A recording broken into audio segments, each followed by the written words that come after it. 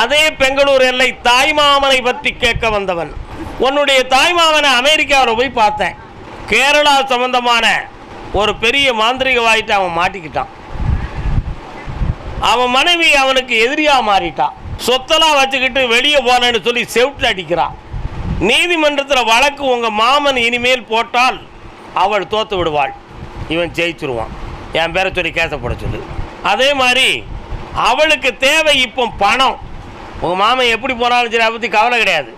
ஆனால் உங்கள் மாமன் இந்திய மனத்துக்கு ₹1,00,000 மேலே சம்பாத்தியம் பண்ணிக்கிட்டு இருக்கான் ஒரு நாளைக்கு. உத்தமமான குணமுடையவன். ஆனால் அவன் மனைவியாரை இப்போ பாதிக்கப்பட்டு வேதனை அடைஞ்சிக்கிட்டு இருக்கான். அவன் மனது திருந்துமான்னு கேட்டேன். இல்லை, இவனை அடக்கி வைக்கிறதுக்கு திட்டம் போட்டுக்கிட்டு இருக்கான். அதனால் 2 பேருக்கும் சமமான மனநிலைகள் இல்லை.